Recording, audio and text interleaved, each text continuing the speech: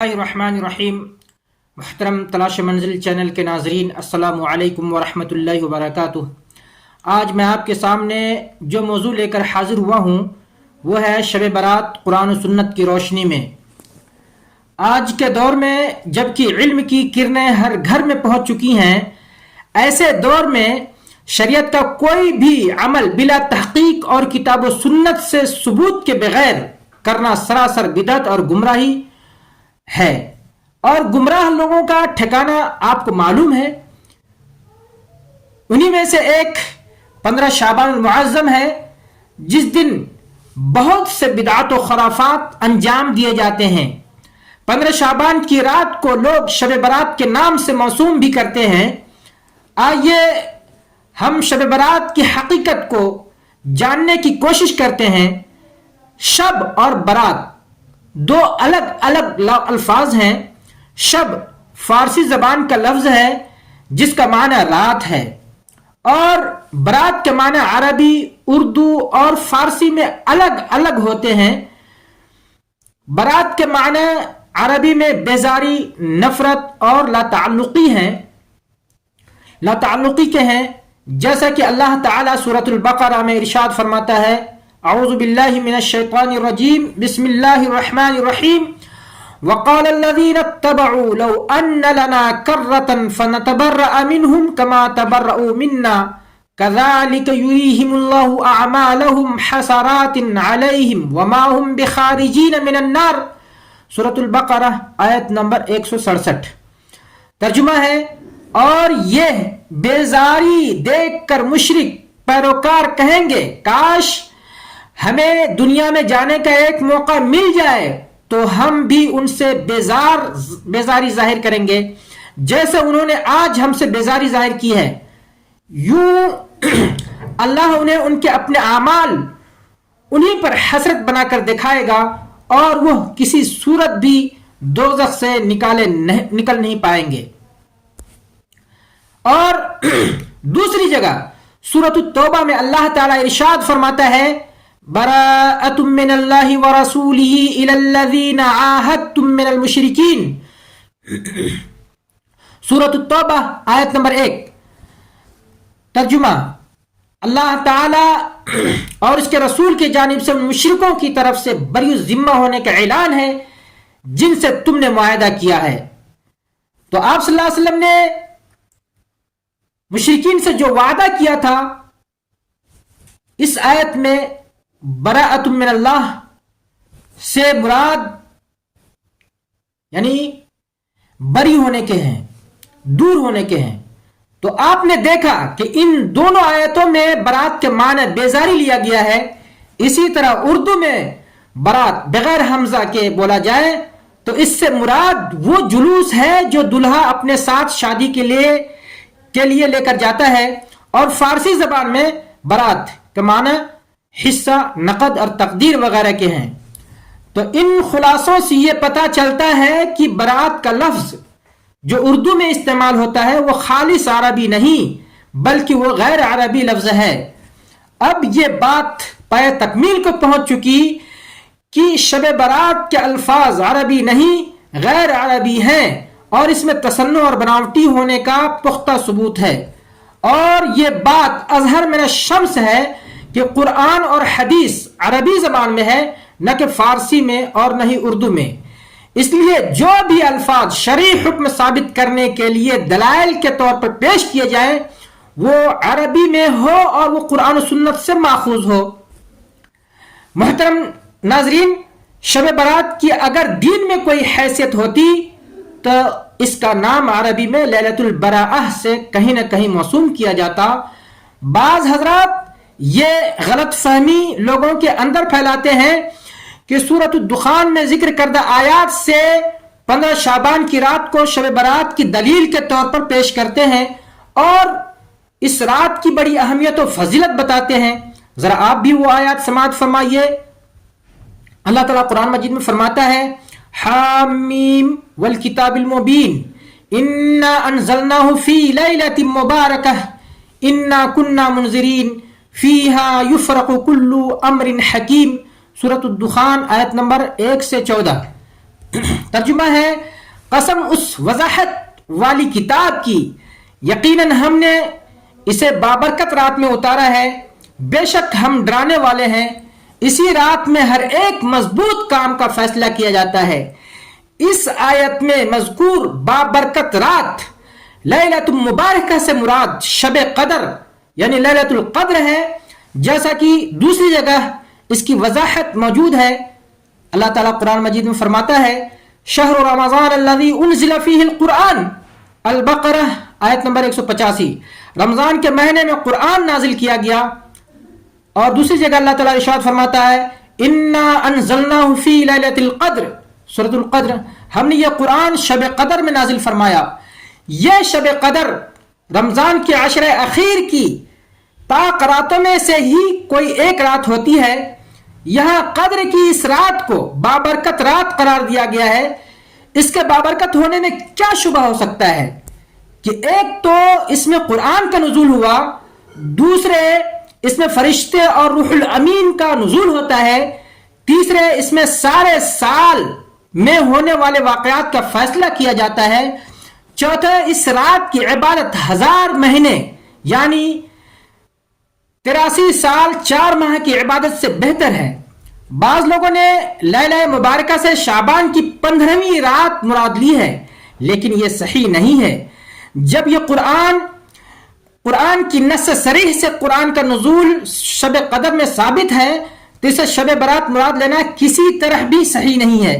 اس کے علاوہ شب برات یعنی شعبان کی 15ویں رات کے سلسلے میں جتنی بھی روایات وارد ہوئی ہیں جن میں اس کی فضیلت کا بیان ہے یا ان میں اسے فیصلے کی رات کہا گیا ہے، یہ سب روایات سندن ضعیف ہیں۔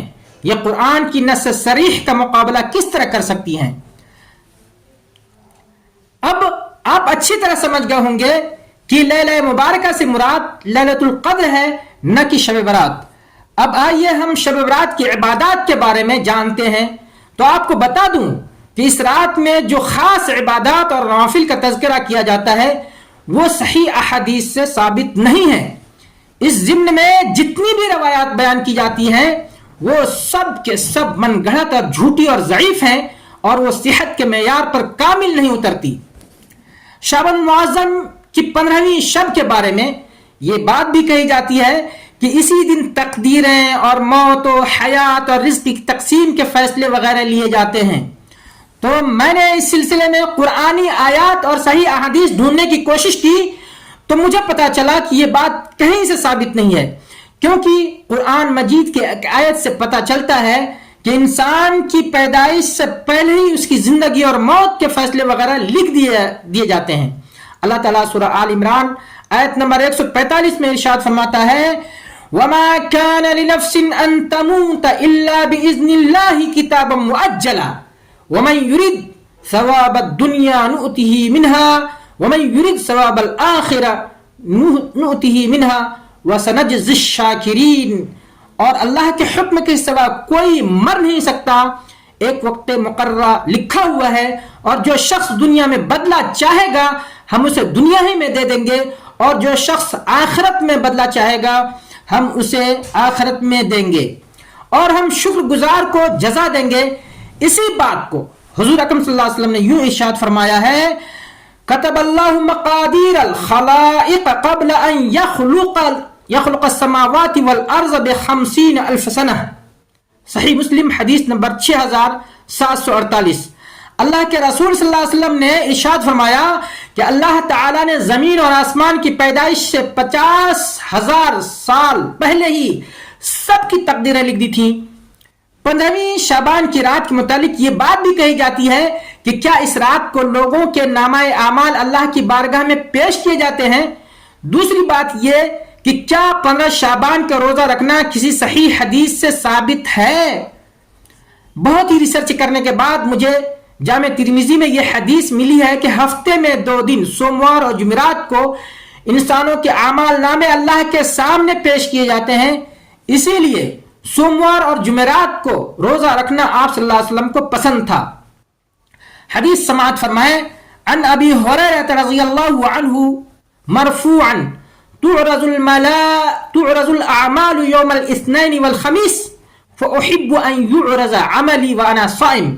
حضرت ابو ہریرہ رضی اللہ تعالیٰ عنہ سے مرفوعاً روایت ہے کہ آپ صلی اللہ علیہ وسلم فرمایا کہ سوموار اور جمعرات کو اللہ کے یہاں اعمال پیش کیے جاتے ہیں، لہذا مجھے یہ پسند ہے کہ میرا عمل بارگاہ الہی میں پیش کیا جائے تو میں روزے سے ہوں. یہ حدیث جامع ترمذی میں ہے.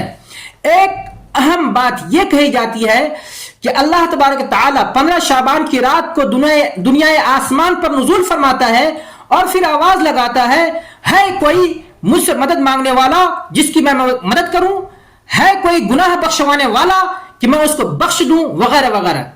تو اس سلسلے میں مجھے صحیح بخاری کی ایک روایت ملی جس میں لکھا ہے کہ اللہ تعالی ہر رات دنیا کے آسمان پر نزول فرماتا ہے اور اس طرح پکارتا ہے.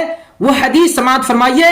عن ابی ہریرہ رضی اللہ عنہ ان رسول اللہ صلی اللہ علیہ وسلم قال ينزل ربنا تبارك وتعالى كل ليلة إلى السماء الدنيا حين يبقى ثلث الليل الآخر يقول من يدعوني فأستجيب له ومن يسألني فأعطيه من يستغفرني فأغفر له.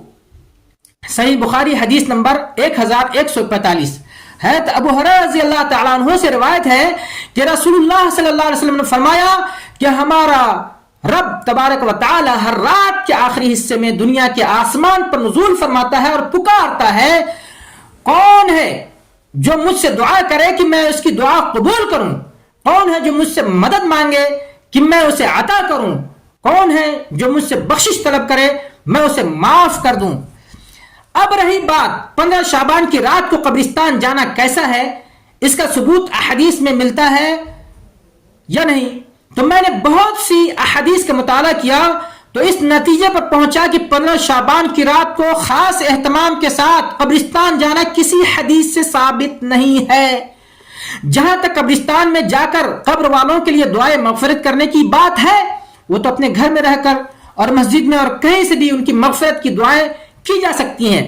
ہاں البتہ قبرستان میں موت کو یاد کرنے کے لیے جانا حدیث سے ثابت ہے. ابن ماجہ کی روایت ہے فزور القبور فإنها تذکر الموت. ابو ہریرہ رضی اللہ تعالیٰ عنہ کہتے ہیں کہ رسول اللہ صلی اللہ علیہ وسلم نے فرمایا کہ تم بھی قبروں کی زیارت کیا کرو اس لیے کہ یہ تم کو آخرت کی یاد دلاتی ہیں. سنن ابن ماجہ کتاب الجنائز حدیث نمبر 1569. اس حدیث سے پتہ چلتا ہے کہ کوئی خاص دن قبر کی زیارت کے لیے متعین نہیں ہے.